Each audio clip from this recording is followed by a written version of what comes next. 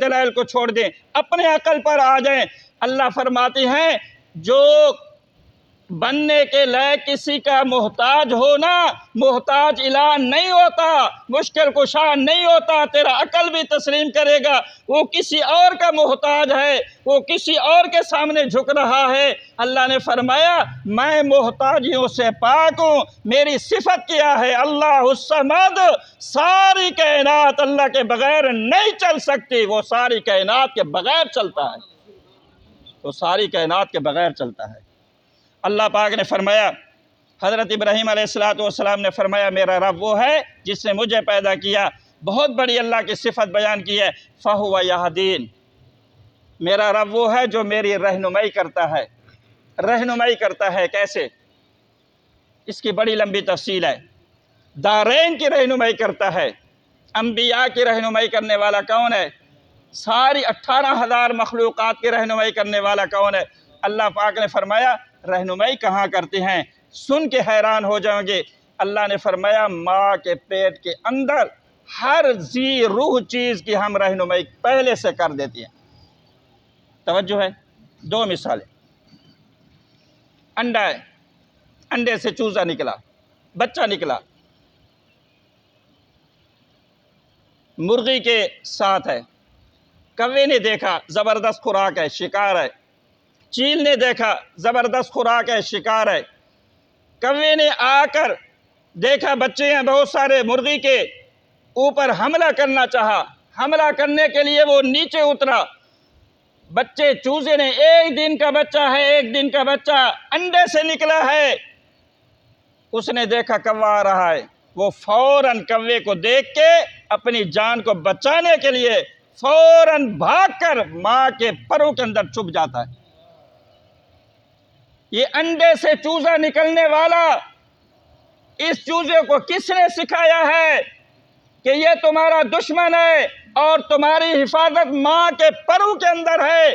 اللہ پاک نے فرمایا فَهُوَ يَهْدِينِ، ہر چیز کی ہم رہنمائی کر دیتے ہیں۔ کہاں کرتے ہیں؟ ماں کے پیٹ کے اندر ہر مخلوق کو سکھا دیتے ہیں یہ نفع والی چیزیں ہیں، یہ نقصان والی چیزیں ہیں، یہ تمہیں اچھی لگے گی، یہ تمہارے لیے بری ہے، یہ دوست ہے، یہ دشمن ہے۔ اس چوزے کو سکھانے والا اور اس کی پہچان کرانے والا، دشمن کی پہچان کرانے والا کون ہے؟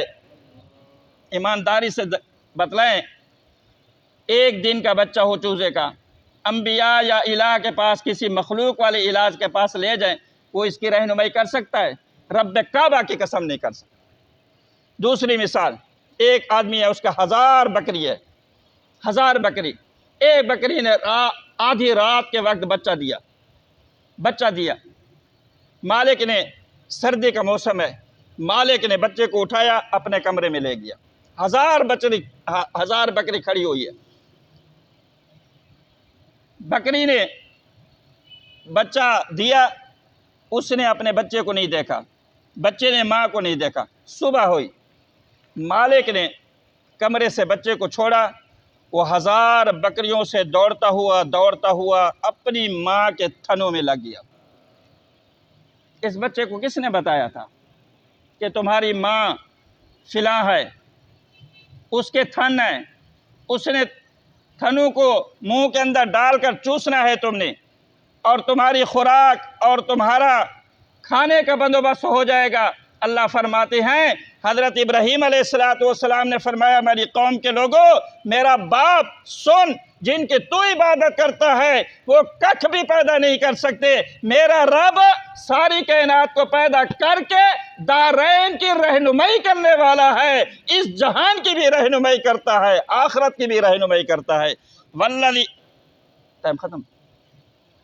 وآخر دعوانا ان الحمد للہ۔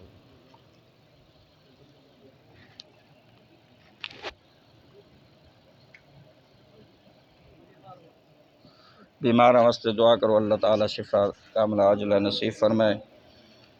اللہ تعالیٰ ہمارے استاذ مکرم حضرت مولانا مفتی عبدالحکیم صاحب رحمۃ اللہ تعالیٰ علیہ، اللہ تعالیٰ ان کے درجات کو بلند فرمائے، اللہ تعالیٰ آخرت کے منزل آسان فرمائے۔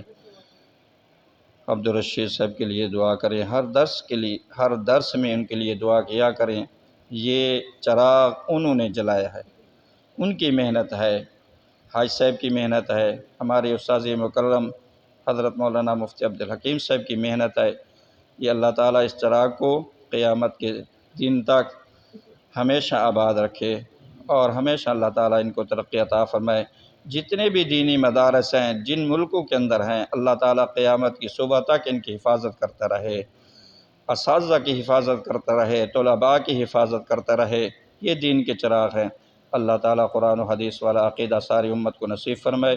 وصلی اللہ تعالیٰ علی خیر خلقہ محمد وعلی آلہ وصحابہ واہل بیتہ وازواجہ واولیاء اجمعین آمین برحمتہ۔